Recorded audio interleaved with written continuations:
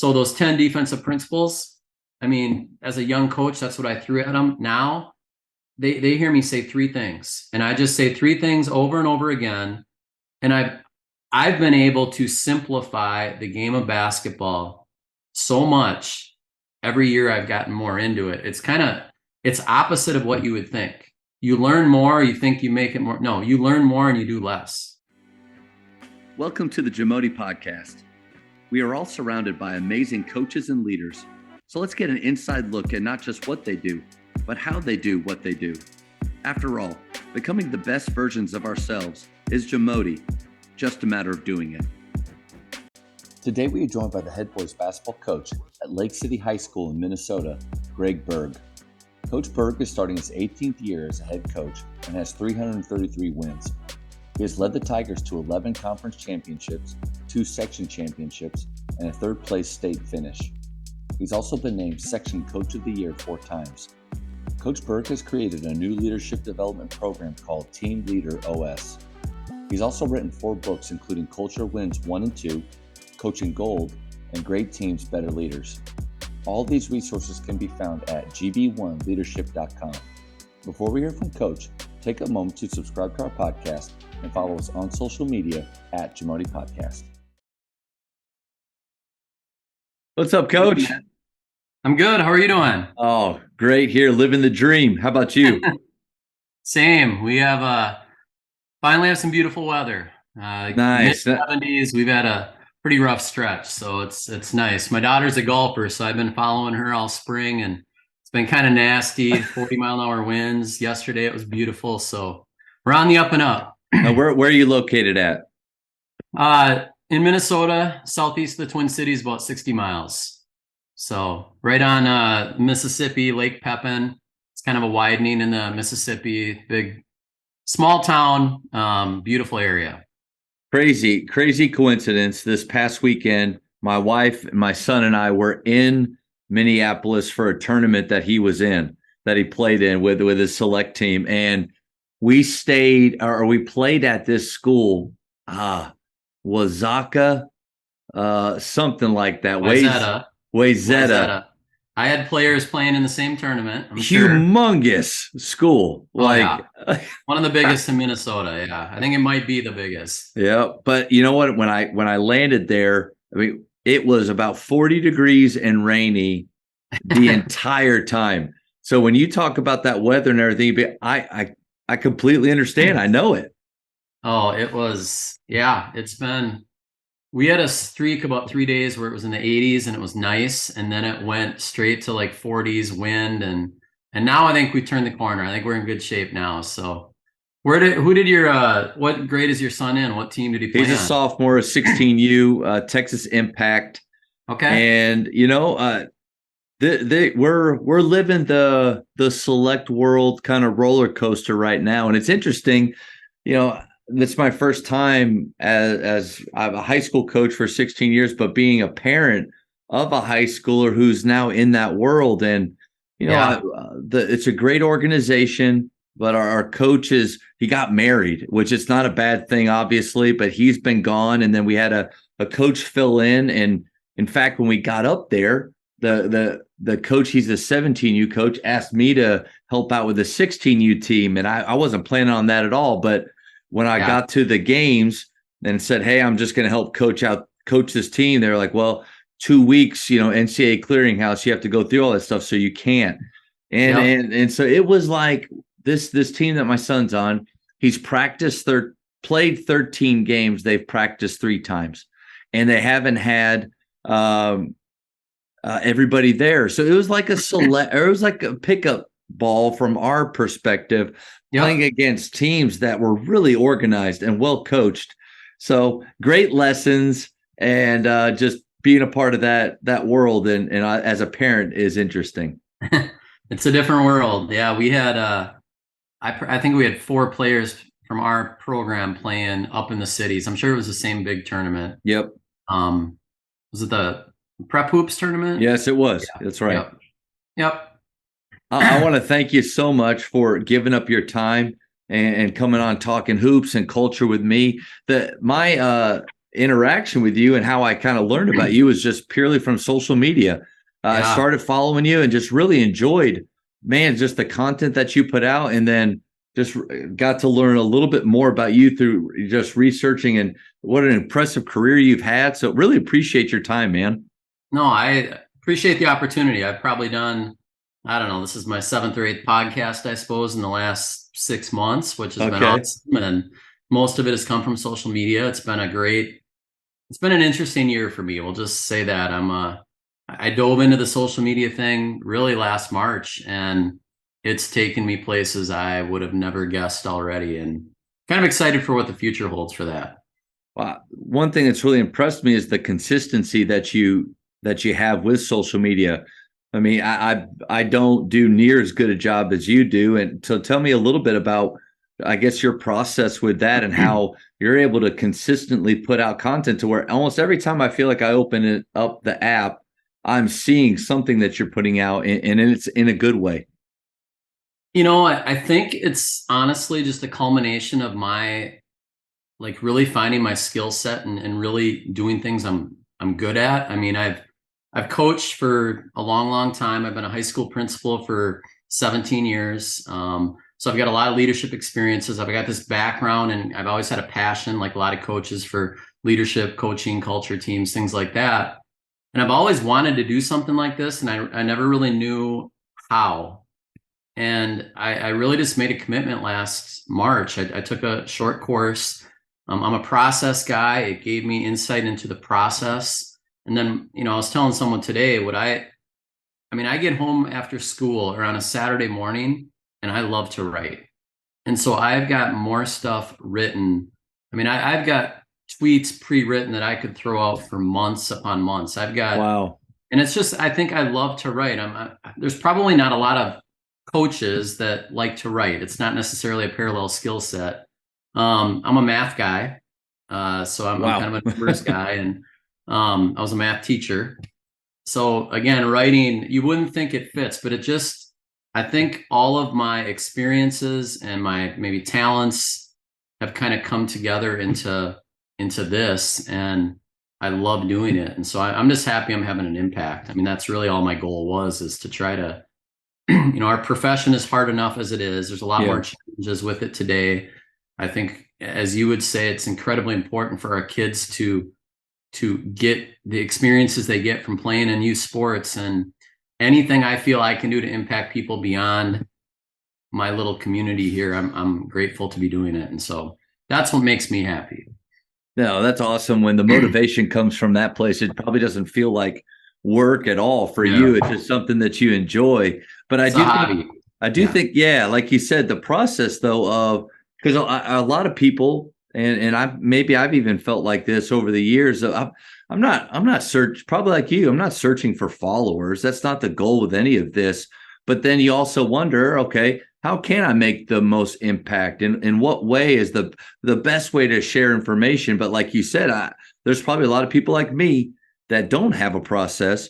And then, after a year or two of just even doing this podcast thing, which I'm a coach that likes to talk hoops. I don't really know if I know anything about doing this, but I almost feel like what I'm trying to do is random. I haven't taken a course. I don't really have a good process. So just that nugget right there maybe inspires me or other coaches that are trying to do these things to do some more research. Yeah. And I've actually thought about, putting together a course or a book or whatever it may be. Because I've told my daughter, she's a senior in high school, I said, I feel like I'm getting a master's degree in marketing in the last year. Like, I have learned, I'm a teacher, I'm an educator, I'm a principal. I'm not in that world. But I've learned so much. And I think because I'm learning it from ground zero, really. And so that's really helped a lot too. What it's really done for me though, it's clarity of thought. Like, I'm one of these guys, and I'm sure a lot of coaches are the same. I got a million things going through my head. I always have my whole life. I've got about every book that was written. I love reading. I love getting things. I have resources from college, and writing allows me to like get that out of my brain and put it on paper, and it gives me clarity of thought. And so then the more you do that, the more comfortable you get. And it makes you a better coach. I think it makes me a better person and coach because it's clarity of thought and being able to write it down. So yeah, If you could think of what place or what advice would you give? Like maybe if you even know the name of that course that you took, or just something with social media that you could point guys like me or any coaches to that want to start utilizing that. So, and I don't even know how I came across it. I think I started out just, I had about 500 followers last March, and it's just my family and basketball people I followed. And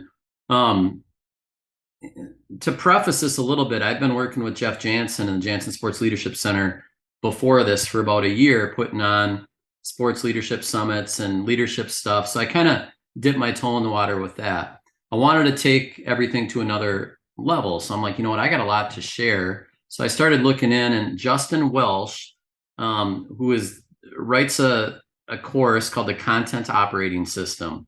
And it intrigued me because it was a little spendy. It was like $150, but I was on spring break at my parents' place, and I didn't have nothing to do. I'm like, I'm gonna take it, and it intrigued me because he systemized everything, and he talked about how to write threads and how to systemize writing threads. And there are so many things I didn't even know about at the time, but now I'm using technology tools. I'm using different apps that help me kind of organize my thoughts. I can pre-plan stuff. I can have stuff ready to go.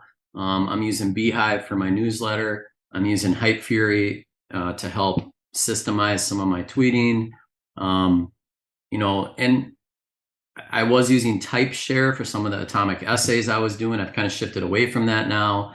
So I've used a lot of different things through this process, but that course spoke to me because I'm a systems guy, and it showed me how you can start basically writing online in a system way. And so that was step one for me.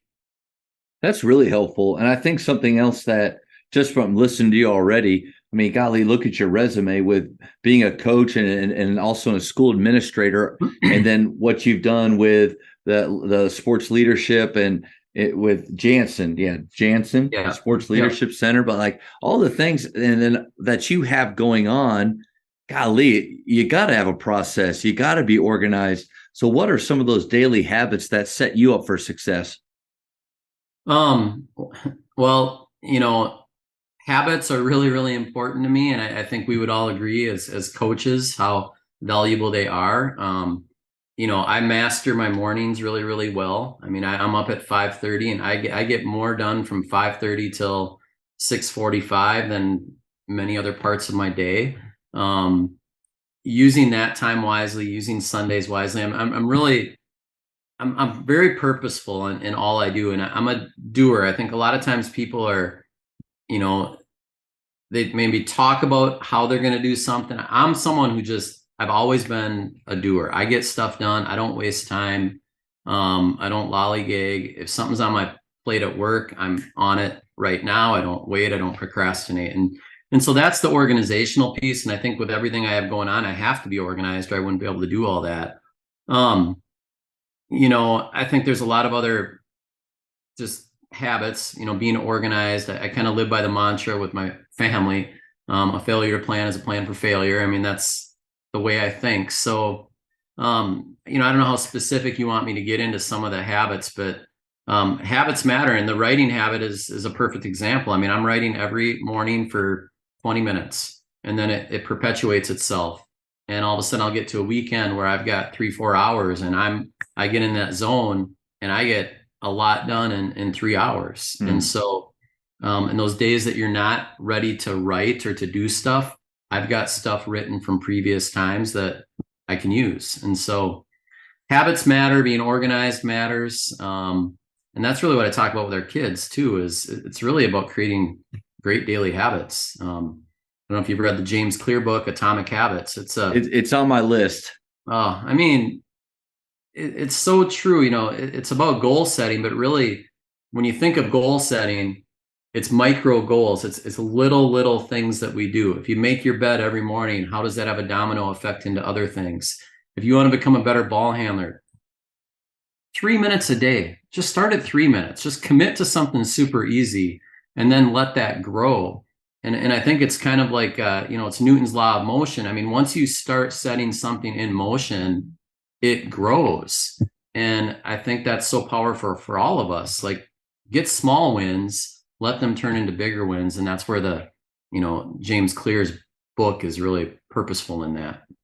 That's a great point. I'm reading, that is one of the books on my list, but I'm reading a 59 seconds. I think there's a little trail after it. But one part of it that I just went through was like lighting the lazy dynamite stick. But the whole idea is view a task that you have in the way that a lazy person would view it, which is just starting with a little part. Because I think so many people, I love your ball handling analogy there, because so many players become a better ball handler. Well, I got to spend all summer doing it. How much a day? Oh, probably at least 30 minutes to an hour a day. That's just it's such a huge chunk that you're thinking of. Yeah. The majority of us will never get started. But if you think, what would a lazy person? Well, they'd only do 2 or 3 minutes of it. Yeah. And just start there. With your writing, it's the same thing. Like I have an idea for all these podcasts that I've been able to do, getting them down kind of like in a Tools of Titans book, like Tim Ferriss, getting them down. But, Coach, it's like I've done about 120 of them. If I think about it just like that, it'll take forever to get done. But what if I just started with one and how that ball gets rolling? So I think that's a great nugget. No, I think small wins. And it's really how we teach anything. When you think about it, it's how we coach. Like, the small wins lead to bigger wins, which lead to bigger wins. It's the game within the game. We don't obsess about, winning the conference championship or the state championship. You maybe talk about it once at the beginning of the year. You're focused on the things that impact winning. And it's no different with habits. It's just little habits done repetitively over time with relentless consistency that turn average people into great athletes or great teams or whatever it may be. A mantra for this podcast and these talks is it's not what you do, but how you do what you do. So Absolutely. I love the fact that you said 5:30 a.m. and then you kind of were like, how specific do you want? Coach, I want all the specifics. So what are some of those things that you mentioned, making your bed and those deliberate habits that you have every day?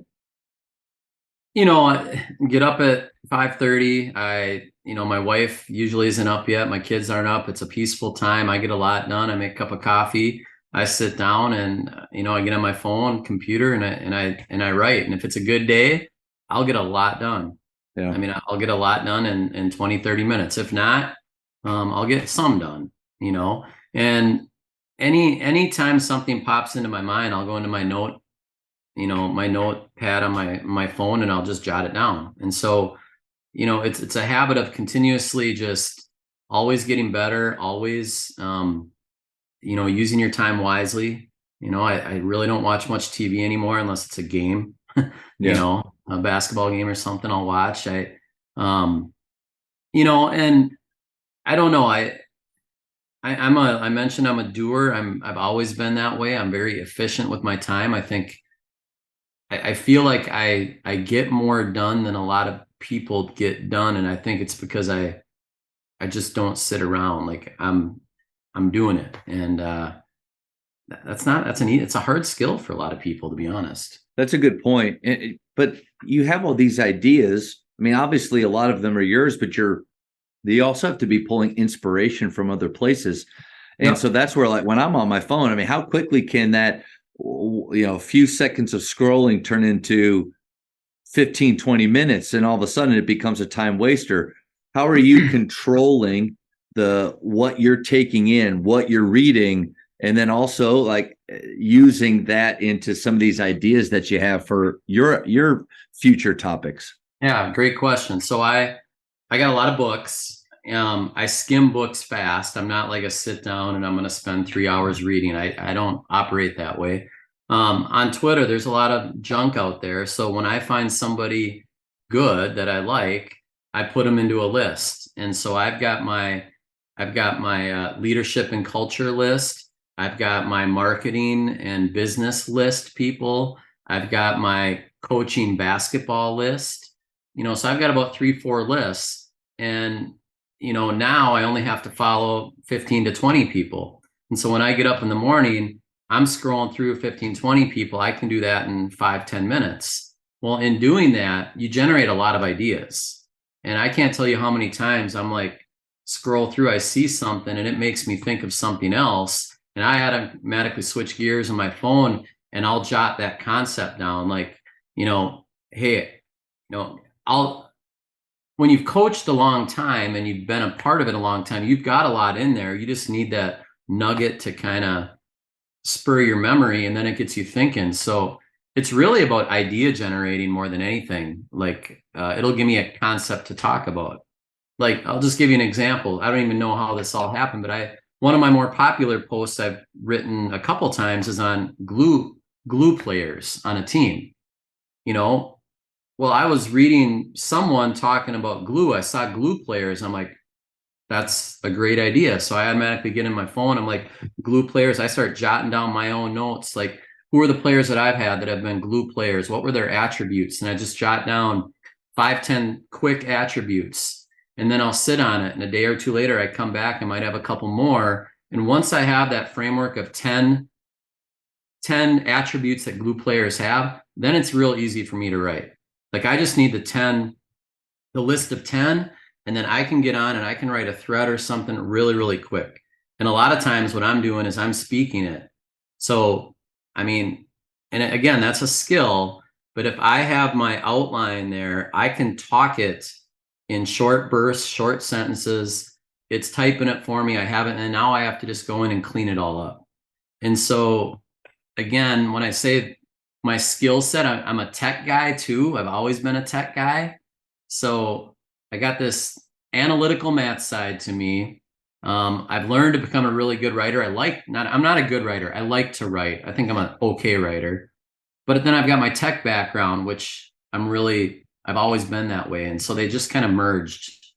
Golly, coach. It's more like, what don't you do?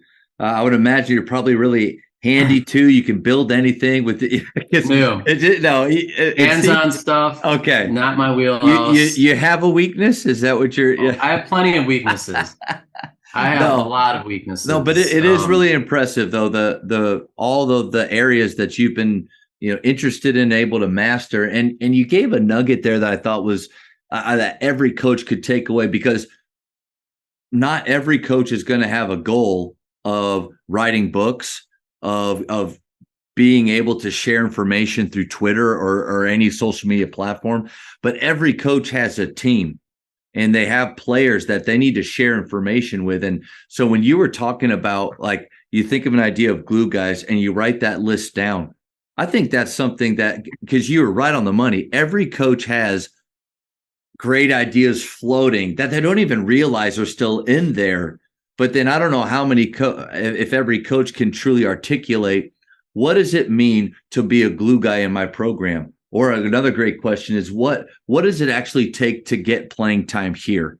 Like, do your players know that when they sit across from you, or we're meeting as a team, they truly know what your expectations are? Or do they all think that they need to do what your best scorer can do? Because that's not realistic. But if we don't have those lists and we're not able to know truly and share with our team, I think, man, a lot of possible frustration is there. Missed opportunities are there. And I think it's incredibly important for us as coaches to talk about roles very honestly and very openly. And we use the phrase, be great at what you're good at, all the time. I want to put kids in positions where they're going to be successful. And I want it very understood what their roles are. And I think we've done a really good job of that. The other thing that you made me think of is, as a young coach, I came in, I had 10 defensive principles that we were going to use. And I had that list. And, when I say I had a million things going through my head, like you said, that's what I was like. And I shared that. I was an offensive coordinator on our varsity football team for a number of years. And it was the same thing. I had a million ideas and things going through my head, but the art of teaching, I think anything, because I taught upper level math, and one of my favorite class I taught was AP calculus. I was not a brainiac math kid. Okay. I majored in math because I really wanted to get into teaching and coaching, and math was my strongest subject. Okay. So I taught this class, but I had to really learn it myself, right? I mean, I had taken it in college, but teaching something and learning something are not the same thing. Um, and so the to be able to take something really complex and simplify it in simple steps for others is really what the art of teaching or coaching is all about. So those 10 defensive principles, I mean, as a young coach, that's what I threw at them. Now they hear me say three things, and I just say three things over and over again. And I've been able to simplify the game of basketball so much every year I've gotten more into it. It's opposite of what you would think. You learn more, you think you make it more. No, you learn more and you do less. That's really what happens. So, I mean, defense, I mean, and obviously it's more than this, but I'm a big believer in you are what you emphasize. So whatever you emphasize, your kids are they're gonna dive onto. And no paint, contest, rebound. There's our defense. I don't want them in the paint.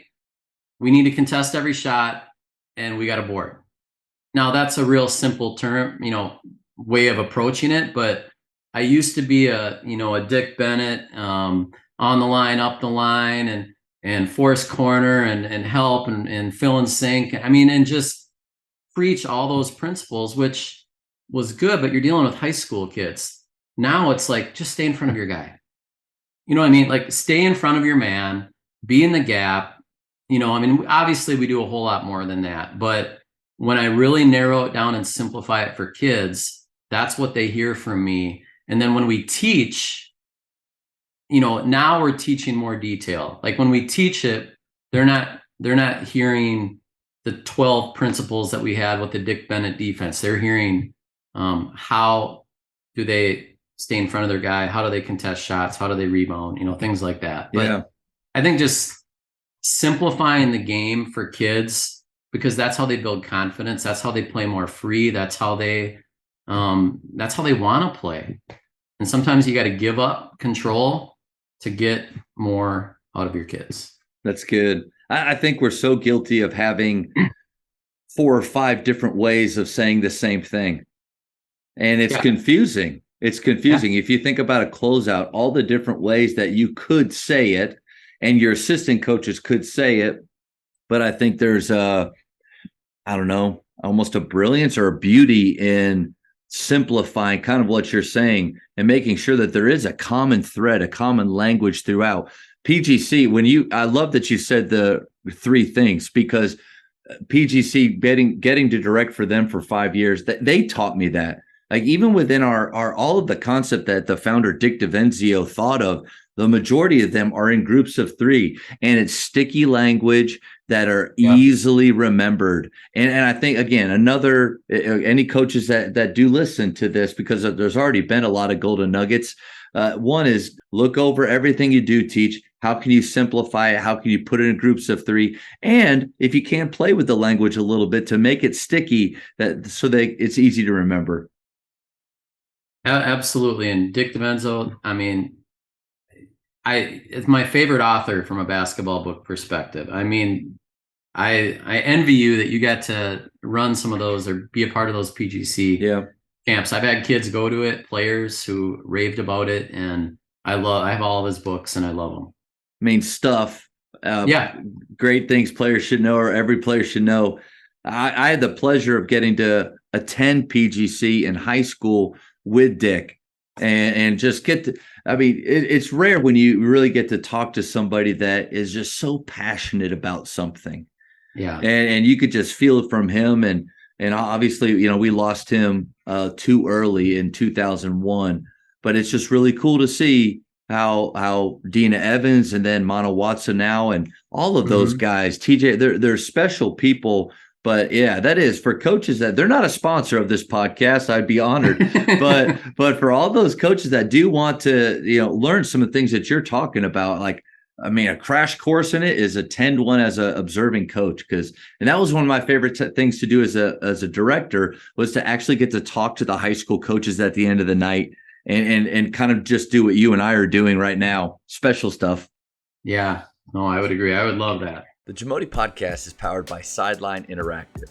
Sideline Interactive is the leading manufacturer for high-quality, innovative scoring tables and LED video display boards that help coaches and schools bring more excitement to fans, create huge fundraising opportunities, and make their jobs easier.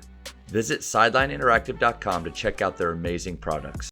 So you've been able to probably talk with a lot of great leaders in your time in education and administration. You also get to read, and you're following a lot of people. What's one quality that you see in great leaders? I'm gonna throw a unique word out to you, and this comes from my role as a principal, but I think it's the word withitness. Not I just feel like, how do you describe withitness? Withitness is just understanding the situation, understanding people, having emotional intelligence, understanding how to say the right thing in the right moment, understanding how to listen, when to talk. It's an art form, and it's really about emotional intelligence. And I see so many examples of, and I can't even name one, but you see them all the time in life and society, or at an AAU basketball tournament or whatever it may be, where, leaders or coaches or people do something, you're like, what are they thinking? And I think that term withitness, when we're evaluating a teacher, I go into a classroom, or my assistant principal and I talk about this a lot, but you can tell when people are with it. I mean, they get it. You can walk into a practice, you can see if people get it. You can see how they interact with their kids. And how do you teach that? It's a deep thing, but I think a lot of it comes to emotional intelligence and just understanding how to communicate, relate, and interact with people, because coaching is really about relationships. It's really about creating a mindset and teaching kids the how. It is not about X's and O's as much as I would love it to be, because that's what I loved about coaching when I was younger, is that it's so little about that, to be honest. So withitness, and then, I think as leaders, we have to lead by example. I mean, you have got to be someone that models what you want from other people. We have to do that as parents. We have to do that as leaders, as coaches. And then, starting to lead out loud. And this is how we teach leadership to kids too, is, lead yourself first. How do you lead yourself first? You gotta have high character. You gotta be confident. You have to be competent. You have to care about other people. And then how do you lead out loud? What's that next step? And that's, a lot of ways to lead out loud. You're going to be a vocal cheerleader for your team. Are you going to be a connector of athletes, connector of teammates on your team? Are you going to, sometimes you're going to have to confront and challenge your teammates. So those are the hardest steps of leadership, especially for kids and a lot of adults, to be honest. But Yeah. Withitness is a word I really like a lot. Coach, I love that. I wrote it down because you hear stick with itness quite a bit, but not just the with itness part. And I wrote down next to it self-awareness. Like how does somebody actually have with itness? Well, they're self-aware. They realize what they're good at. They realize their strengths. They realize their weaknesses and show vulnerability in those moments. But I guess the question is then, TJ Ruzine, again, he said self-awareness is a superpower. Like, those special ones really seem to have that. And, the moments in games where I've screwed up as a coach, I probably was lacking in that arena a little bit. Coach, how does somebody produce, work on, improve withitness? I think self-awareness and withitness really go hand in hand. I think that's a great phrase that you said. And, I think obviously through experience, but there are people that are at a young age, they're with it at a young age. Like they get it. We've had those kids, those team leaders that at a high school age, kids gravitate to. Like they understand the impact they have on other people. They understand the influence they have on other people. And so withitness, some people have a natural tendency to it, to do it, but it can be learned. It can be grown over time. It's about, I don't know if you've read the book by Daniel Goleman, Emotional Intelligence. It was a book that I read during my master's program years ago, but he kind of wrote the Bible on emotional intelligence and emotional IQ back in the day. And it's being aware of yourself as it relates to the situation around you, and then being able to understand how relationships influence that. And coaching is all about relationships. I mean, it's all about, it's the one-on-one with the kid, it's the 1-on-12 with the whole team, it's the dynamics of every piece working together. It is so complex, and I think so many parents and people that have never coached have no idea everything that goes into coaching. And it's not the X's and O's, it's the team dynamics, it's the motivation, it's getting kids on the same page, it's defining their roles, it's getting them to play together, it's the team spirit. I mean, it is, I've told people this. I was a coach before I was a principal, obviously, a head coach. There is nothing that better prepared me to be a high school principal than being a varsity boys basketball coach. Wow. Not even close. It's all the same skill set applied differently. And that's how dynamic I believe coaching is, and why it's a challenging job for a lot of people. How much do you think humility ties into withitness or having self-awareness? I think it's huge. I think, there's a balance, because I think you have to have confidence. When you're a coach or leader, you have to, but you have to be humble. I mean, Giannis, I don't know if you heard his Loved interview it. not too long ago on humility. I mean, he had the more recent one a couple of weeks ago, but a year or two, he was talking about humility. And I mean, it's one of the most, one of the greatest things I've heard an athlete say. And he was 26 years old, I think, when he said it. And I mean, he basically was talking about, when you think about the past, that's your ego. When you think about the future, that's your pride. But when you live in the present, that's being humble. And so how do we live in the present? My gosh, what a powerful thing for a 26-year-old player to say. Yeah, that's super impressive. I wrote it down. I'm going to look up that video, watch it again. People can have withitness in certain areas, and maybe it's because I'll use myself as an example a little bit here of starting out. I had great coaches. I had a great high school coach, great college coaches that I think really taught the game well. Going to PGC, having people just put in my life that allowed me to have a little bit of that early on, maybe an advantage starting out. But Coach, I can remember my first year as a high school, of a varsity assistant, after a practice. And if Coach Clarkson listens to this, then he's one of my good friends now, but he was my first head coach. I remember leaving a practice thinking and telling another assistant coach that I could do a better job. Like it was just this moment of arrogance and maybe even insanity, but it just came from having some skill sets, but very little humility. The fact that, to your point, all the things that actually go into being a head coach, as a varsity assistant, you and I both know those roles are different. They're both important, but they're different. And to think as a 24-year-old that I knew better, golly. So maybe where does humility come from? Maybe life experience, probably parenting, but I think maybe, just time. Time, experience. And I think a lot of young coaches, I was the same way, or like that. You have that. And my part of my background, I think that's really unique is, so I became a head coach pretty young. I was 26 years old, and I replaced a Hall of Fame legend in Lake City. I mean, he was a legend, right? So I'm a new young guy, and we did good. I mean, we had some success. We had, one losing season, otherwise, won the conference twice. And so I did that for 7 years. And then I got my admin degree. So at 33, I became a high school principal. I had to make a call, and I had to get out of coaching and teaching, which I loved. It was a really hard decision. So then I got out, and I had to go to a neighboring school for 2 years. So I still lived in where I lived, but it was a neighboring district. And then the principal job opened up where I started. So I got that, and that's where I've been. but I was out of coaching for 9 years.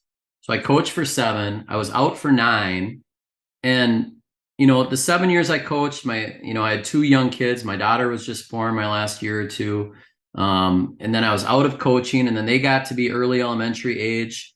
And then I started getting back into it again, and the juices started flowing again. And then I got back in. The varsity job opened up. I had a supportive soup. I was able to get in. I've been back for 10 years doing both. So my point is, I had this at a young age, from 33 to basically probably 40, 41-ish, 40. I didn't coach. I coached youth. I coached my son's team, first, second, third graders.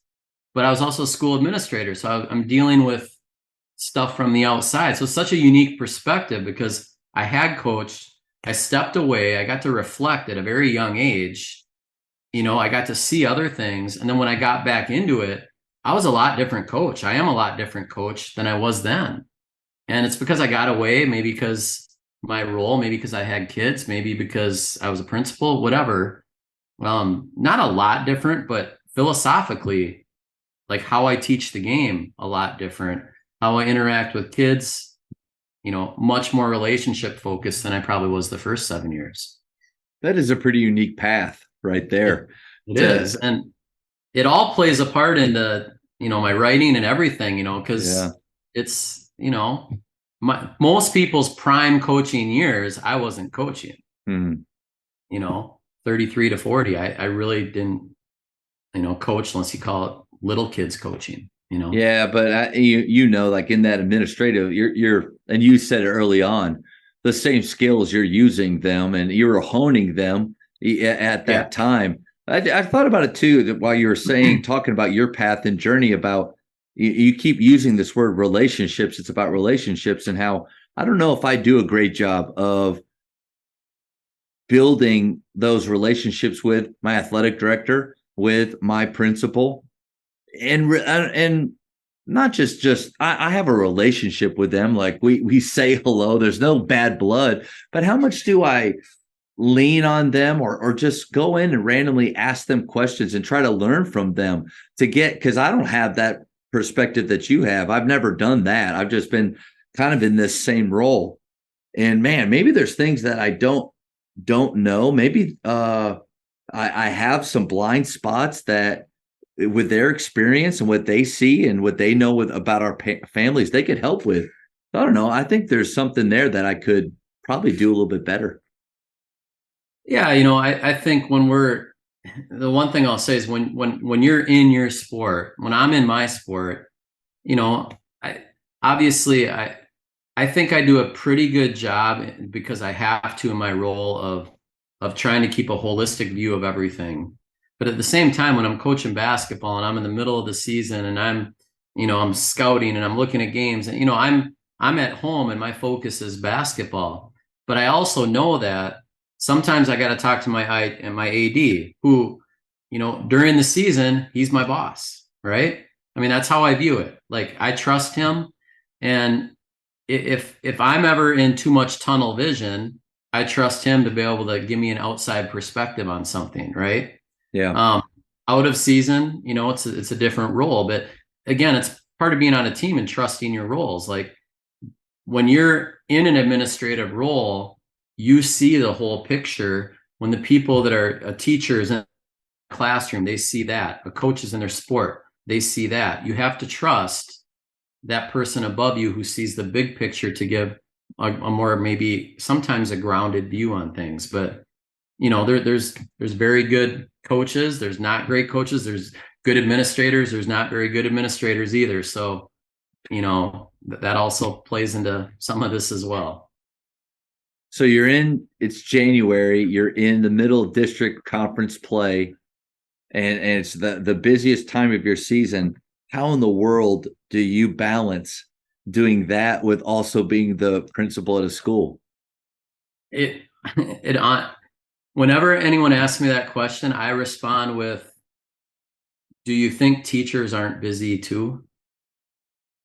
I mean, I really respond that way, because teaching is an incredibly busy job. Yep. And in some regard, it's more busy, because I really am conscious to not do much basketball stuff at all during school because of my role in my job. I mean, I'm not saying it doesn't happen. I certainly have to do things here and there, but I do all my practice planning at night before practice. And that doesn't take me very long anymore because I know what I'm going to do. I have plans from previous years. I'm organized.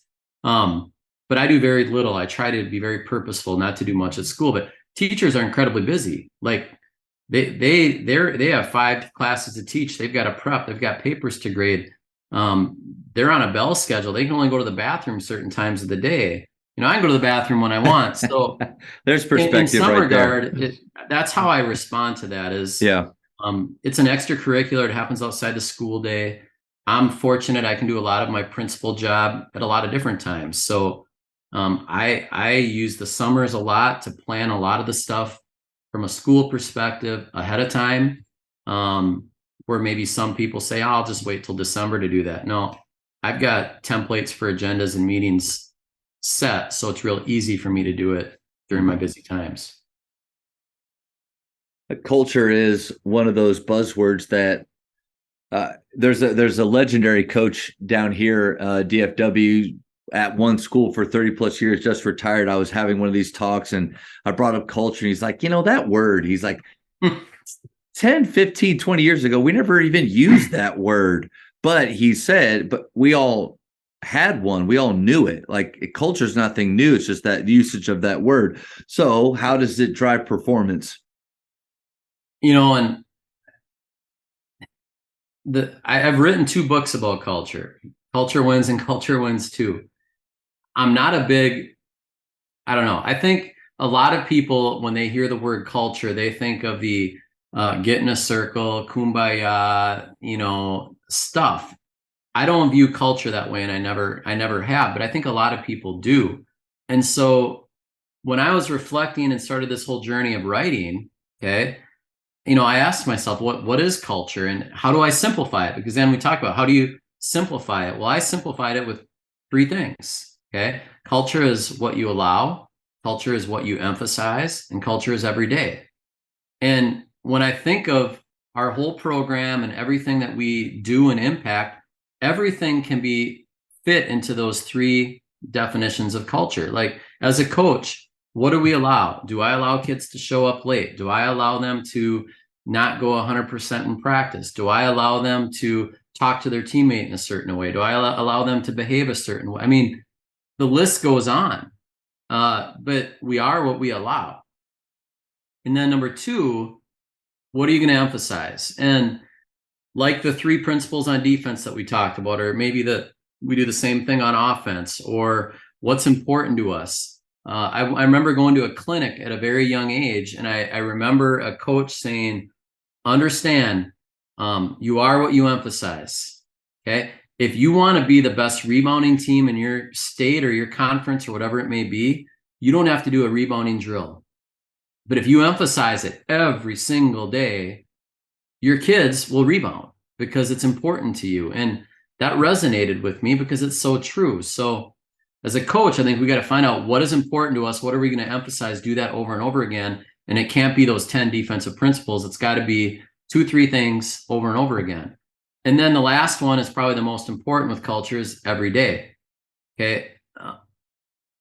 I think a lot of people build their culture and they think, okay, it's set, and then they relax and then things happen and all of a sudden they don't address them and it starts eating away at your culture.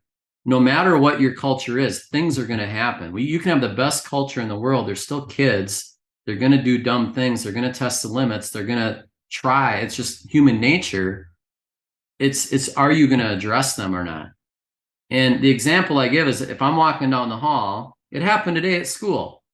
And it's ironic because both my assistant principal and I were talking, and this kid was leaving the lunchroom, and he kind of was talking to his buddies, and it was just his buddies turning the corner, but he swore. And both of us, without missing a beat, turned and addressed the kid, saying the same exact thing. Well, he was walking away. He was 20 feet away from us. We could have easily said, we didn't hear it, let it go. But just by addressing it, the kid knows that's not who we are. That's not our expectation. That's not how we talk. Even if you're talking to your buddies, it's not what we're going to do. Again, we didn't allow it. We addressed it. We didn't punish them. We didn't do anything, but we're molding the behavior. We're molding the kids. We're molding the culture. And we do that on teams every single day. We really have to think as coaches, I think, what are all the things that we're allowing each and every day? What are we emphasizing? And then if you reflect that way as a coach and think about it every day, you're going to mold your culture into what you want it to be. You just have to really find out what's important to you and make sure you're moving it in that direction.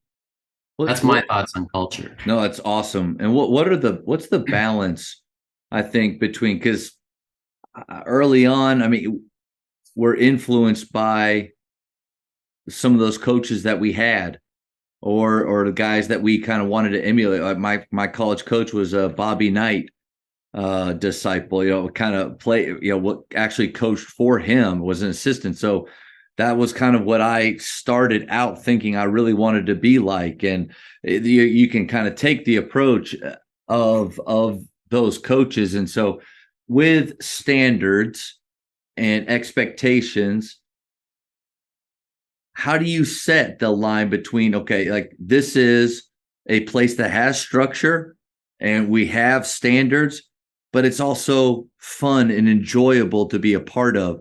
Because I think I've gone too far. In fact, I had players a few years ago tell an assistant coach that they thought I was a robot.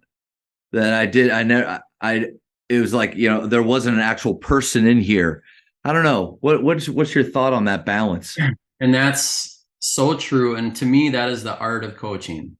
Okay. And this is in my mind where the word withitness comes in, because I am not I would say I'm not a disciplinarian, but I have high expectations for our kids. I'm not you have to pick your battles on what's important.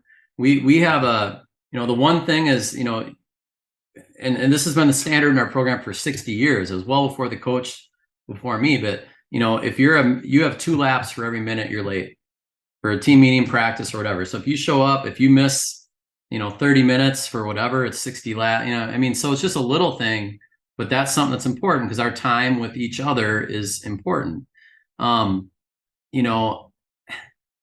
me, it's really the art of coaching. It's the art of creating a team. Like, how do you allow kids to have fun and play free and kind of, be able to rib them and joke and have fun with them, but then get down to business and really learn and grow and become the best team you can. To me, that's something I think I've gotten a lot better at as I've gotten older as a coach is, and it's picking your battles. Like, you really have to look and say, okay, is this really that important? Yeah.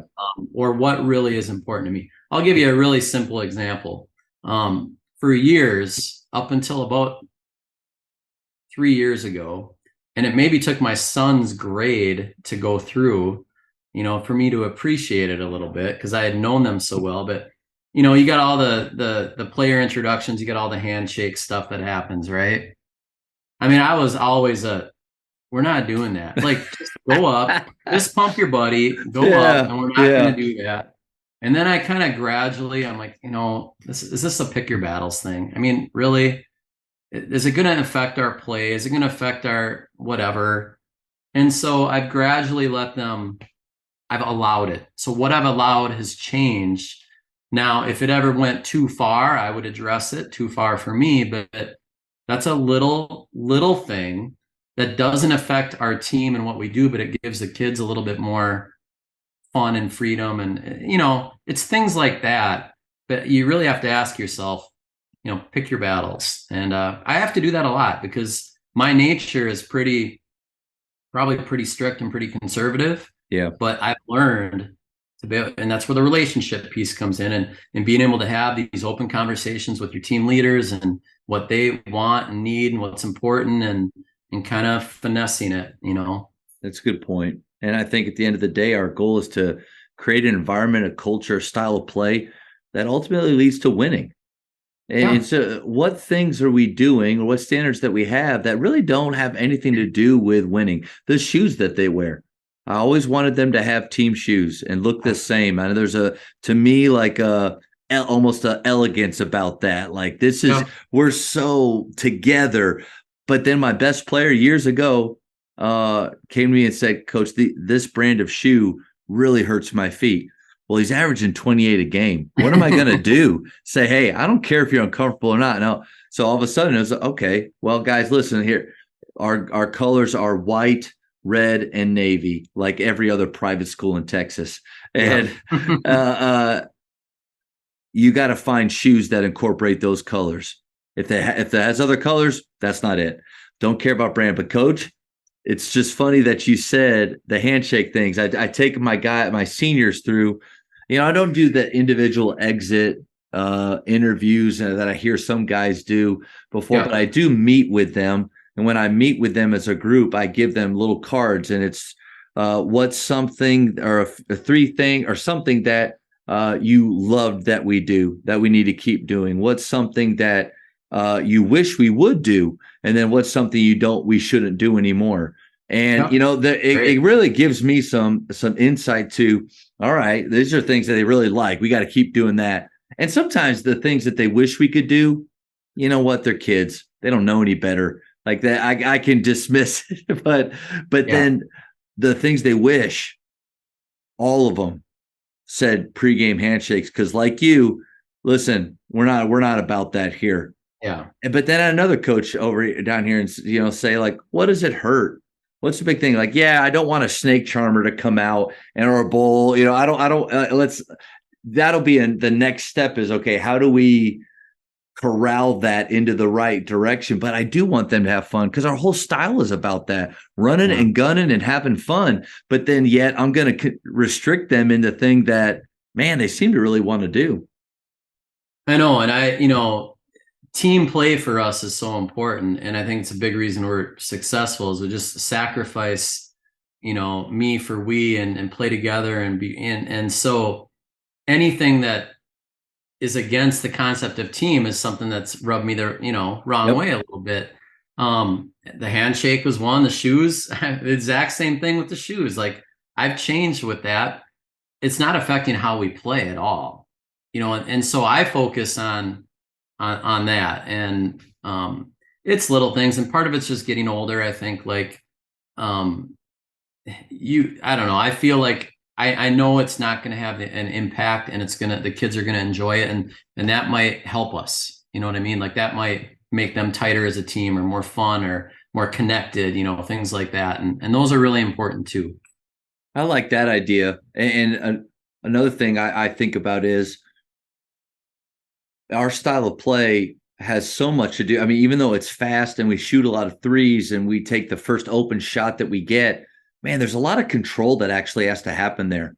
Like, even though it seems to be a freelance system, it's actually very restrictive in what they can and can't do. And they have to know that immediately. So with so much control, like, it's really easy to suck the fun out of everything. So to your point, I think if the style of play that you have is really, keeping them not in a box, because I disagree. It's not a box at all, but there's just high standards with what they have to do every possession. Then, man, let's look for those areas to let go of the things that we truly don't care about. Yeah, I think that's a real good point. Coaches, the Jamodi podcast is powered by Ballogy. Manage and measure your players' skill development and increase accountability year-round utilizing the Ballogy app. Boost inter-squad competition with drills backed by the National High School Basketball Coaches Association, including a 40-shot Ballogy skills assessment. Please visit ballogy.com/teams for information on how you can provide this resource for your team. I'd love to hear, I think you've said a few of them, I'd love to hear about the standards and pillars that you have in your program. I think the whole theme of our program for a long, long time since I was a coach, my first go around, is no deposit, no return. And I read about it somewhere. Again, I was reading about it, and the concept is back in the day when you had the old bottles of pop or whatever it would be, they would all have no deposit, no return on there. And I think John Neighbor is the one that wrote, the theme. And it basically, you don't get a return from that Coke bottle unless you make a deposit, first of all. Well, how does that apply to teams and athletics? I love the concept, because the concept is you don't get a return from basketball unless you make deposits in it. And we translate that to life and to relationships and everything. So no deposit, no return means you get out of life what you put into it. You get out of basketball what you put into it. You get out of relationships what you put into it. And nothing comes easy. Nothing is guaranteed. There's no entitlement. And then we have I'm going to say, a pretty unique off-season concept program called the 300-Hour Club. And I have all this free online. My Twitter feed has links to a lot of free resources and then books. And so this 300-Hour Club is one of those free resources. And what I love about it is kids have to strive to earn 300 hours from April 1st until October 31st each year. 300 hours is not easy to get. How do you get 300 hours? Well, any basketball related activities. So if you're obviously shooting in the driveway, AAU camp, that all counts. Still hard to get 300 hours. Yeah. So if you make the honor roll, you get 10 hours for the fall and spring if you make the honor roll. You can put up to 20 hours of service learning in that. If you go to the weight room or speed camp or whatever it may be, that counts. If you play a fall or spring sport, you get 50 hours. So we want to encourage multi-sport athletes. Okay. Now we also have a lot of kids that play AAU. So they can make a choice. We have kids that play a spring sport and are playing AAU. But they're encouraged to make both choices, which is cool. Because if you're only encouraging the one, which I think I would probably be guilty of, which is select basketball, yep, without saying it, you're showing them it's what you emphasize, right? Like that's yes. you're getting that. So this gives choices and it rewards both, right? If you're going to play AAU, you're going to earn a lot of hours that you can apply to that. But if you're in a spring sport, you're going to get those hours and hopefully you're doing some stuff on the side. And you get better playing other sports. Like it does make you a better athlete and better competitor and all that. And then we'll have workouts. And if they do a certain workout, or if they shoot, like for every 250 free throws they make, they can put bonus hours on there. So we got a couple things like that. So you encourage things that you want them to do. We have a perimeter workout. Not a ton of kids do this, but if they finish that whole workout, they get a bonus hour put on. So all of that, what I love about it is they have to set goals. Okay. They have a calendar for it's a 6 months of calendars or whatever it is. I encourage them to put on their nightstand or on, someplace visible so they can see it. And this is where the daily habits come in. Yeah. And your motivated kids, not everyone does this, but what I love about it is I am targeting, I'm going to say the basketball junkies in each grade. I'm targeting the leaders in each grade. I'm targeting the kids that are going to be here in the end in each grade. And I'm getting a commitment out of them because they're the ones that are motivated, that are going to do it. And if you get your leaders, if you get your players committing like that at a young age, they bring other people with them. And, basketball, we have 5 people on the court at a time, right? So if this is my belief, I want to focus on getting our most committed kids. I want them to commit. I want them to do this. And then I know they're going to bring others with them. We build our offense around, how do you build your offense? I mean, we have a concept and what we do, but I build it around our best players. We all do, right? Like, who's your creators on your team? If your offense isn't making the best opportunities for your best players, you might want to rethink that concept. Yeah. So I'm focused on this group of kids, knowing that they're going to be the leaders, and the same concept of building leadership skills in them. I mean, these relationships are starting in 3rd grade when these kids are at camp, and we're a smaller community. So I know these kids, I know their families. I'm developing relationships with their parents at a young age. I mean, all of that is really important in building, the system. And we've been really, really fortunate to have a lot of good teams with really good players. And it almost all comes down to the fact is we've got a really good culture that we've had for a long, long time. And we have committed kids. And when you have committed kids and a good culture and consistency in your program, you're going to have some success. I just think that's how, we can't always control the kids and the talent we get every year, but we can make the most out of what we get. Yeah. The 300 hours, where are they? How often are they keeping track of them? We do a 10,000 shot challenge, which I think that's not very special. I think a lot of people do something like that, but I did minutes, because the problem with it, I have this board in our gym, that it has 10 road to 10,000 on it, and spaces on it. So I'm kind of locked into that 10,000 number a little bit with that board, but I did 10,000 minutes one year because I did think I kind of the same thing. Like, if they're in the weight room, I want that to count towards what they're doing. If they're doing like a select game, they're not going to shoot a lot in that game, but man, there is something about experience. Even though like my son, we got our butts kicked last weekend in Minneapolis, there was some game experience that was gained there. How do they chart it?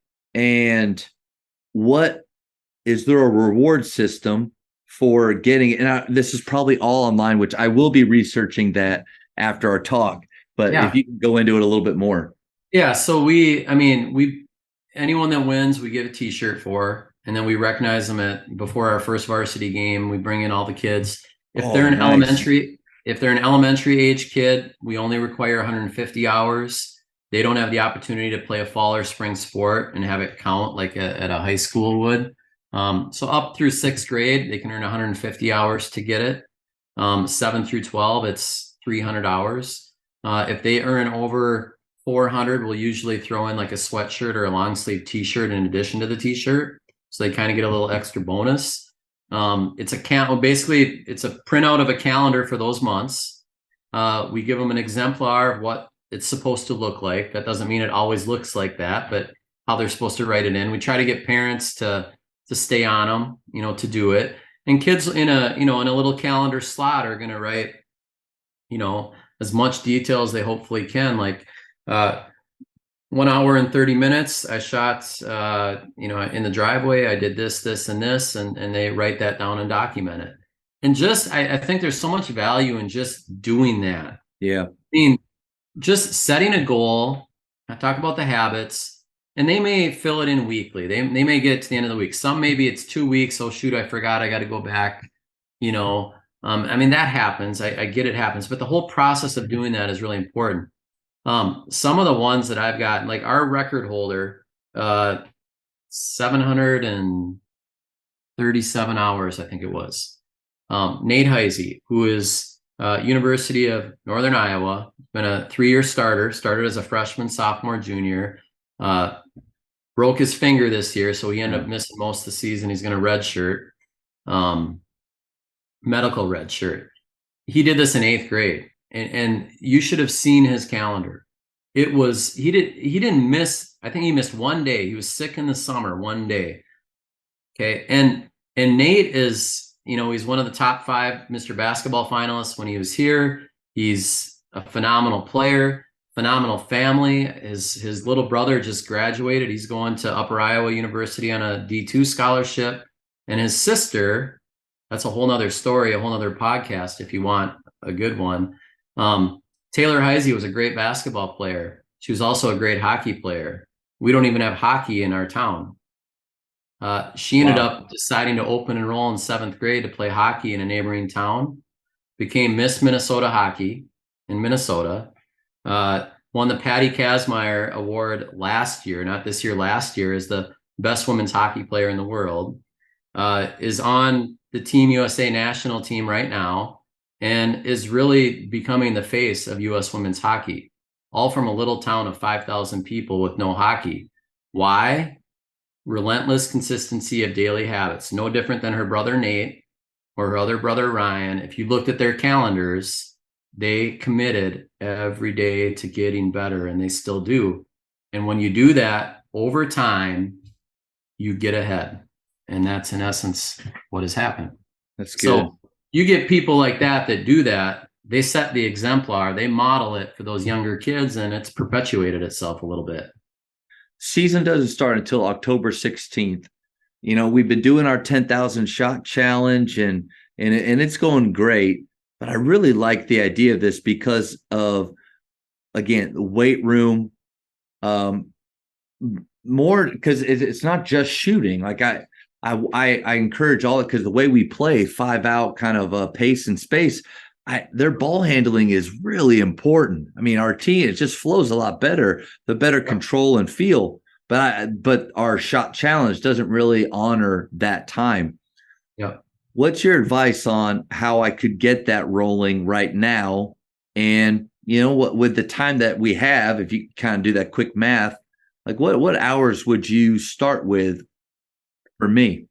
I mean, you could do them both simultaneously, because if a kid is shooting for the 10,000 shot club, those That's are also true. hours they could put in the 300-hour club. I don't So have to necessarily throw that out. I can run it almost, hey, just another challenge or something else we're going to do. Yeah.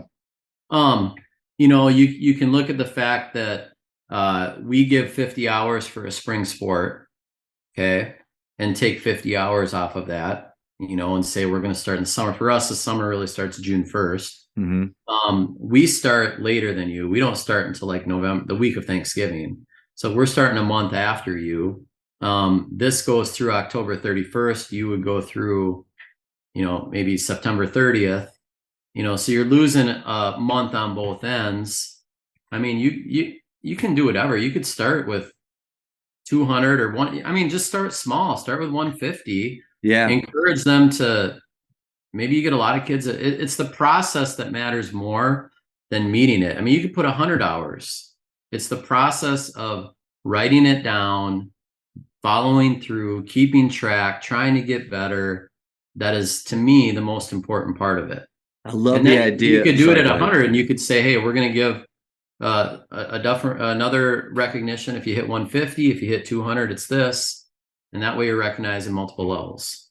And I do think, you know, someone having success. And so that's why I love shooting games, but especially shooting games that start close and that give players opportunities to have success. Because if some of our more difficult games like Celtic shooting, where they have to make 2 in a row from 5 spots and back in less than 2 minutes. So that's, you know, the 10 sets of 2 in a row.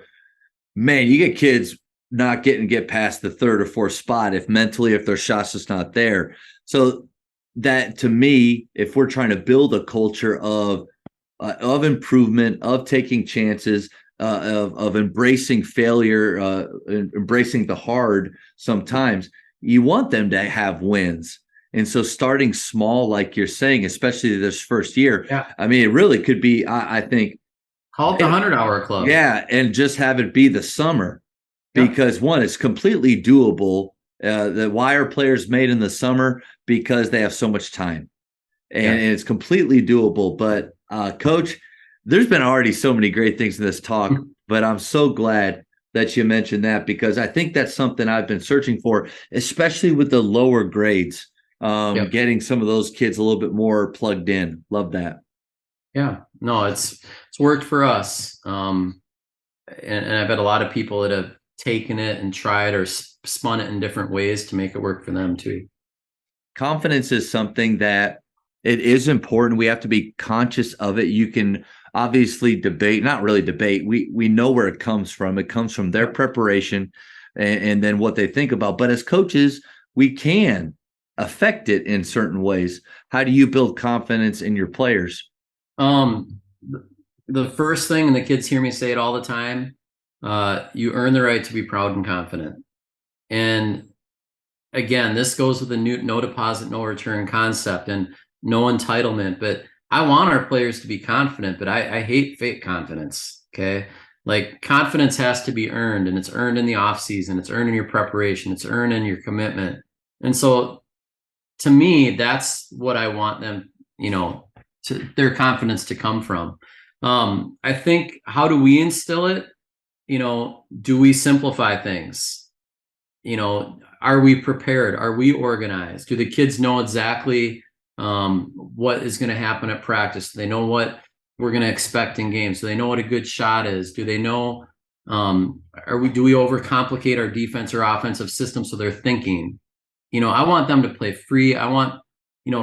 This happened a couple of years ago. Just an example of overcoaching and learning and having confidence. And I'll tell you how it translated to this season, and it won us a game and it maybe lost us a game at the same time. So a couple of years ago, we had a top 3 ranked team in the state. As my son's senior year, he was a role player on the team. The Nate Heisey I talked about was on that team, and we had some really good competition. By the way, side story, we went to state twice, okay? 2017 and 2019, okay? Recently, both times we had to play Jalen Suggs and Chet Holmgren from Minnehaha Academy. I mean, that was our gift to getting to state. Yeah. So anyway. So glad we got here, guys. Here's your prize. Yeah. And we actually gave them a game the first time especially. But anyway, digress. So we had a couple games where we're kind of in transition, and I call a timeout to try to call a set play, a sideline play. And the second after I call the timeout, we had a kid drill a 3. I mean, like literally one pass is being made, I call timeout, he drills it. And so I said to those guys, I'm done, guys. I am not calling a timeout. I'm telling you right now, I'm letting you play unless I feel like we're in trouble. Like you make the play. I trust you. I'm instilling confidence in you. And I've kept that theme. And obviously it would change if we didn't have the right players or team to do that. But this year, same thing. And they knew that. So we're playing Minneapolis North early in the season. Minneapolis North is a kind of a powerhouse typically in Minnesota basketball. We're ranked number 3 in state at the time. They were ranked number 5 in state at the time. We're up 20 at half. They have this huge comeback in the second half. Our point guard fouls out with 2 minutes to go. They're pressing beyond belief. We don't have the same, I mean, everything that started going wrong they make a free throw to go up 1 with 10 seconds left. Okay. And they're pressing us, and I don't call timeout. I let our kids play. We inbound it. We go. We have a kid that drives down to the bucket, makes a good pass, shot fake, goes up in the air, gets fouled. And by this time, there were 500-600 people that had come from a neighboring court, because there were 2 courts going on at the time, surrounding it. I mean, it's on Nice. YouTube. It's amazing. And the kid drills both free throws, didn't even hit the rim. And I think as a coach, letting them play and them knowing that I'm gonna let you make a play is a way that we instill confidence. Now, section championship game this year, I probably had a situation where I could have called a timeout late. We ended up, turning the ball over, and then we lost on a 26-foot buzzer beater, Hail Mary shot to go to state this year. But you have to be okay with that. Just like the same way with your style of play, you have to choose a style of play that you're comfortable or okay with losing in. When you put your players in that position, you give them that trust. Obviously, you love how it feels when it works out, but you also have to be willing to take it when it doesn't. Absolutely, and it's won us way more games than the opposite. So I think, not micromanaging your kids, teaching them how to compete, how to win. You're really creating a mindset that instills confidence in them with all those little decisions of not maybe controlling the situation, and teaching them, hey, when we get in this situation, this is what we can do, but I'm going to trust you to make the right decision. This may be the spacing we want or the action we want or whatever, but it's on you. I trust you. I think our approach to failure as a coach is really important in the confidence level of kids. And, Kobe Bryant said failure does not exist. And I've heard other people say failure is growth. And I believe both of them. If you only fail if you let yourself think you failed. I mean, if you view it as a learning opportunity and we're going to grow and learn from it, that's the approach that you take. That's the mindset that you're creating. If we're transactional and we think of things in terms of only wins and losses and failure or not, that's what we're going to get out of kids. So as a coach, it's how we communicate determines the mindset that you're going to give to your kids. And so failure, do you get to do something or do you have to do something? Do you have a positive attitude or a negative attitude, or do you have an attitude of gratitude? Like all of these are choices that create a mindset that creates confidence with kids in my mind. And to me, this is also the art of coaching. We talk about a ton. The one thing I do not put up with is energy suckers, energy vampires. We read the energy bus, or at least give a quick summary of it at the beginning of every season, because it's contagious. I mean, you heard the NCAA tournament, they're talking about the EGBs all year, the energy giving behaviors, the Steve Nash study. I mean, positive energy is contagious. And so that's also a mindset that instills confidence, I believe. I think most coaches hopefully agree with helping our players not be resulting, right? And to be more process based when it comes to failure. But I also feel like we're not necessarily competing with the belief systems of these teenagers, but sometimes the parents behind them that are instilling that, the car ride home that they get. And coach, like you had said it earlier, it helped you with some of those things in your program when your son was going through it. It's helping me a lot more now understand how hard it is to be a parent of a high school player, because I have one now. And when I watch his select games, I mean, the moment he gets in the car, the moment he gets close, I mean, coach, I've got 20 things that I want to give him because he needs them. And it'll really help him to be, right? Like I could fix it. I could help him. But, how do we, because we can never tell our players, don't listen to your parents. What they're saying is wrong. Obviously, we're partnering with them. We want them to be allies, not adversaries. But how do we help our players when sometimes the message is so the opposite what they're getting at home? I've written a lot about this. 10 phrases all athletes should hear. The car ride home, all of those things. And I think, we have to be really proactive with parents. It's not going to solve every issue, but they need to know what their role is too. And they need to know that the impact that their role can have on their kid. My son was like our 9th man on our basketball team. He didn't get in every game. We play about 8. I mean, he was right on the fence. He was that next guy in, and he's my own kid, but he had a huge impact on our team as a leader, as in whole other sorts of ways. I mean, we took 3rd in state that year. We had a really good team. He was a 9th player on a really, really good team. So I know what it's like to have a kid who isn't on the court, isn't playing all the time, but can still impact the team. And so we talk about that a lot with parents. And I've had very, very few parental issues in my career. I think we got great kids and families. That certainly helps. They understand the concept, but we communicate ahead of time, and they know what the expectations are. That's not going to solve everything, but it's going to help. Being really clear with those expectations with parents, and we got to teach and train parents as best as we can. I mean, it's kind of sad. I mean, you see probably even more of it at the AAU setting than you see in season. It's crazy, some of the stuff that you see. And part of the reason I got into writing is exactly this, like to impact the game, to impact parent, just to have some impact on a lot of people, because I think our society, we need it. And if I can do a little part, I'm grateful for that. Yeah. I think that kind of flows right into using social media, and kind of a weird segue there, but you're talking about influencing parents, maybe letting them into behind the scene, because one of the biggest things with with select ball that I see,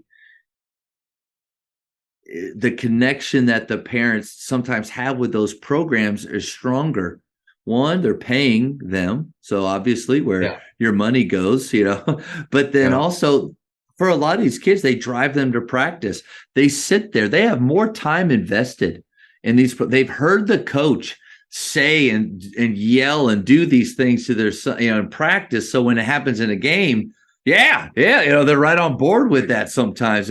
But then I've always felt like maybe with me, there's more of a disconnect because they're judging me or our program on just those 32 minutes. Like I wish they would come. I've always told parents that my practices are open to them. Yeah. They're not closed, but they don't necessarily take it up on me a lot. I don't know, coach. Maybe they don't believe me that I really want them to come. All that to say, I think social media can be a way to let them in a little bit more to our culture and what we do. In what ways do you use it to enhance your program? Yeah, I am very, very blessed and fortunate in that I would put our Twitter feed for Lake City basketball, and it's at Lake City BB. Okay. I have not found another school that is good as ours, and I have nothing to do with it. Okay. I have never had anything to do with it. I've got a former player that is absolutely amazing. He's a pharmacist. He's 37 years old now. He strictly wants to give back. He does so much for our program. He comes to every game and takes pictures Wow. and video with a high-end camera of every single game we have. He will create video montages of our players individually and our team, and he uploads it after every game. He's constantly posting stuff. I give him free reign to run our Twitter. It's amazing, and it's great for our kids in our program because he is promoting our kids in our program himself in a phenomenal way. And that's what I would say. Like as a coach, you got enough to do. You got to find someone you can trust. Yeah. You can give the keys over to brand your program and what's important to you. And he's a huge part of our success just because he's helped create that culture in his own way. And I love your idea of inviting parents because you're right. We got 50 practices with them. We got 30 games. We're with the kids all the time. You get AAU, they never practice, like you said. I mean, they play a zillion games. They never practice, but they're always going out to eat. They're staying in the hotel. To 13 games. That's the ratio right now. And so that's what I'm trying to keep my wonderful wife and these other parents like without, because I do like the coach and some of my former players have played in that program. And so I think they have the right mindset, their heart's in the right place. It's an academic driven select program. So like their grades matter. I love that. Right. But I'm just trying to let these parents know, like everything that we're seeing right now, it should be expected because we have it where it's backwards. We should be practicing, and but I hope that's the beauty of school ball. And that's why it's a little bit more refined. And we do get to get deeper with some things. Yes, select ball has its place, and people say it's faster, it's freer. I disagree, but it's more chaotic. That's true. But it's because of what else do we expect, right? The goals are different, and your goals when you play AAU are totally different than the goals when you're on a school team. And it comes down to practice, expectations, camaraderie. You're usually playing with your high school buddy, your buddies you grew up with. I mean, everything is so different. And so I think parents, kids have to understand it's different. It's going to look different. It's going to feel different. And, communicating that with your parents at the beginning of the season and inviting them to practices and let them know, like, I'm a big believer, like we have to let parents know how much we care about their kid, because when you have to make tough decisions or they come back to you at some point, the first thing you say is, I love your kid. I mean, he is one of my favorite kids on the team, and this is why. And, you can't get upset. I mean, I love your kid like my son. He's just maybe not as talented and able to play like other people. It is what it is. I love that. I love starting the conversation out like that because, and it's obviously not just a tactic. Like, you're not Oh, saying it's that to real. just disarm them, but it does, because it is real. And there is this moment like, oh, come in, I'm fired up a little bit about playing time or about a comment, this or that.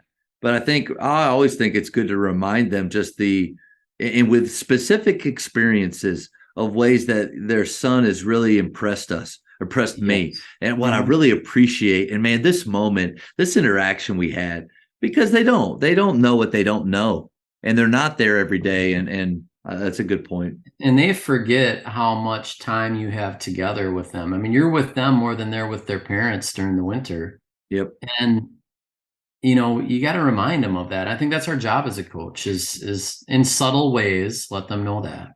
And also, what I was thinking while you were what you were talking about with the differences with select ball and school ball, I also think, obviously we would hope that our players have great experiences with select ball, a coach that really builds into them and tries to do what we're trying to do, and they learn a lot and they play great competition and they feel like excited and energized. But that's just not the norm. And so, Nope. what if coming back to our program is like a breath of fresh air? There's organization, there's a purpose, a plan, somebody that does care, that's going to invest. I think it's that might be a good goal for us, is to everything that you've talked about in this talk, um, have the withitness to where they come back there, they can't wait. I had that happen a year ago. One of our kids that played AAU, and great family, highly committed kid. Parents get it. It was not a good experience. The AAU, it was a young coach that was in over his head. Some team cancer type kids on it, and she's like, "Mom is like, you're gonna learn a lot, and you're gonna appreciate your high school team so much and your friends who you play with." But you're going to grind it out and you're going to get through it and you're going to learn a lot about yourself and other people and what not to do. And sometimes that's what sports are like. And so you can always learn. Everything's a learning opportunity. Coaches, the Jamodi podcast is powered by Shoot 360. The future of basketball has arrived in Dallas-Fort Worth. Shoot 360 combines the latest sports technology with the fundamentals of basketball skill development. The result is a one-of-a-kind video game-like basketball program designed to improve your shooting, dribbling, and passing. Visit shoot360dfw.com to learn more and register for your free 1-hour workout evaluation. Shoot 360, the future of basketball is here. 28 years, what would you do differently if you could start over in coaching?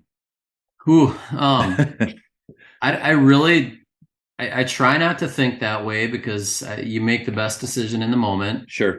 I think I talked about my background a little bit. I wrote actually I wrote a thread about this, what I wish I knew as a young coach. And I recently wrote 28 things I've learned in 28 years of coaching. But in my thread, I talked about the 20-40-60 rule. I don't know if you've heard of that, but in your 20s, we worry about what other people think of us. In our 40s, we don't care what other people think. And in our 60s, we realize no one is thinking about us to begin with. And I think the sooner as a young coach we can realize that, it's so natural when you're in your 20s or a young coach to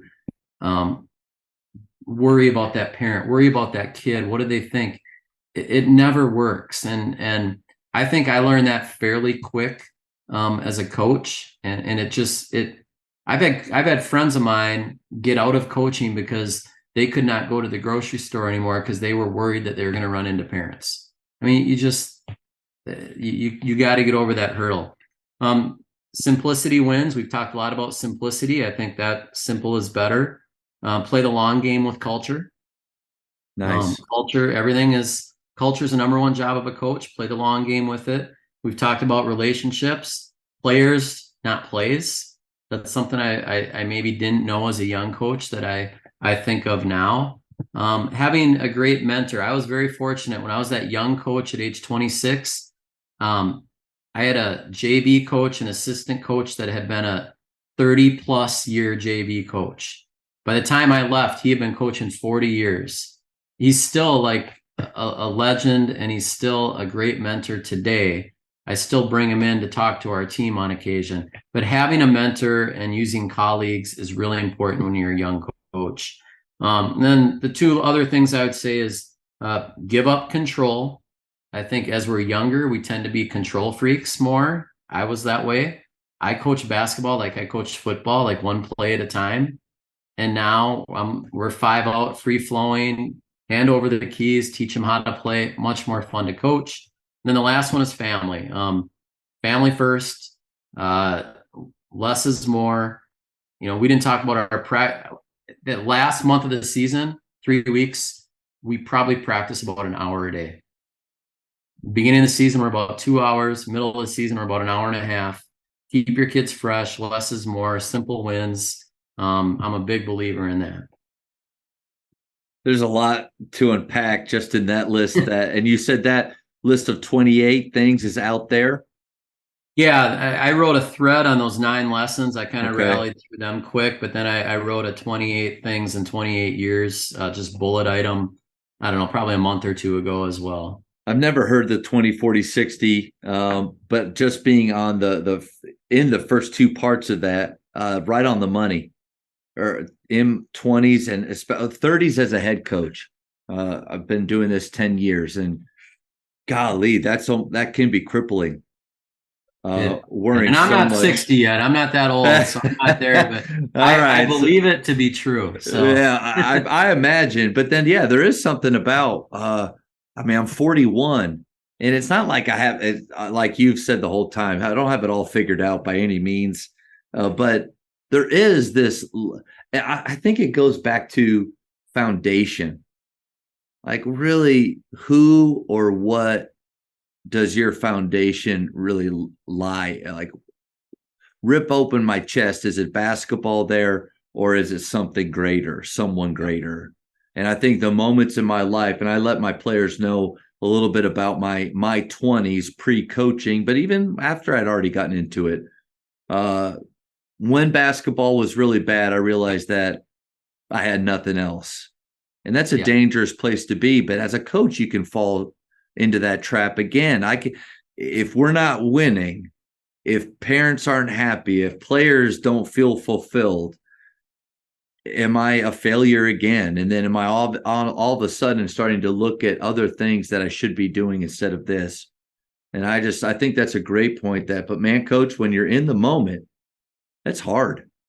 It is. I think your goals have to change, depending on, seasons happen, life happens. I just wrote a post today on my newsletter. It was is my Ford better than your Cadillac? And it's the John Wooden story of every year we're building a new car. Some years we have the potential to build a Cadillac. Some years it might be a Ford. Whatever it is, we got to build the best car that we can, and know that a well-built Ford might be able to beat a poorly built Cadillac on a given night.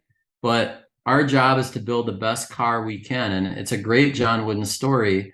And that's the approach we take every season. And, we've been fortunate to have some really good teams. But, if you don't have a great season, and we've had some of those, your goals shift. Like, play the game within the game.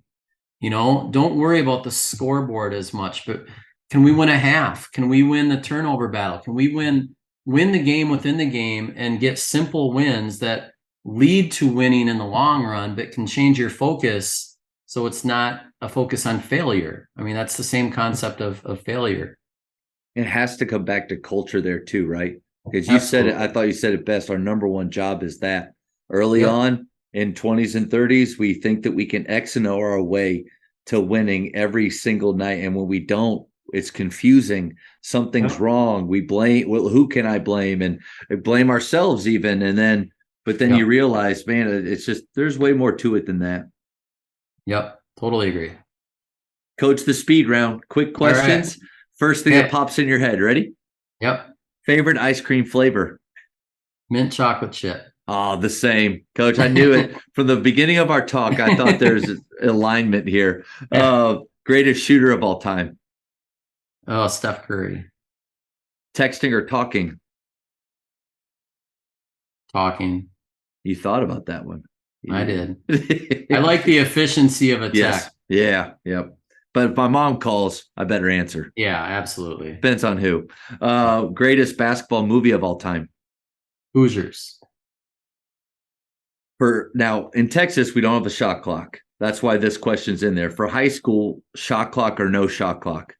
Well, we're going shot clock next year in Minnesota, so I'm going to say shot clock. I was opposed to it for a while. I've turned in the last few years. Well, your style of play, offensively, you won't feel it at all. Defensively, I feel like we can do a lot with it, though.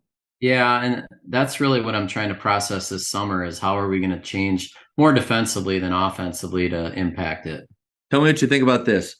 Soft 2-2-1 to eat up 8 to 10 seconds. You figure they cross, they take another, and whether you fall back in, we do a pressure 3-2, whether you fall back into that or your man, then it takes them most teams 8 to 10 seconds to actually get their action set up because most teams aren't that fast, that disciplined. They've got 10 seconds or less to run whatever play that's going to win them the game. I don't know. I think you can force a lot of what you called one of your staples is we want to force contested shots. I think we can do that. Yeah, and we tend to switch most ball screens, but what do you do on a ball screen? No matter what, do you switch defenses with 12 seconds to go to teams resetting to run? I mean, there's so many things to think about, and again, simple wins, less is more. I'm overanalyzing this, and in the end, it's going to be just play. That's right. Favorite holiday? Christmas. You're up 3 on defense with 7 seconds left. Do you foul or no foul? I have not been a fouler. I trust my defense, and yeah. What if you were at the college or especially NBA level with those shooters? I would probably change. And 7-footers to rebound. Yeah. I would probably think a little bit differently there. But, I've had games where we were up 3. We didn't intentionally foul them, but they fouled.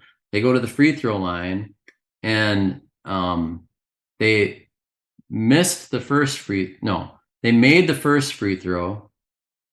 We were up 4.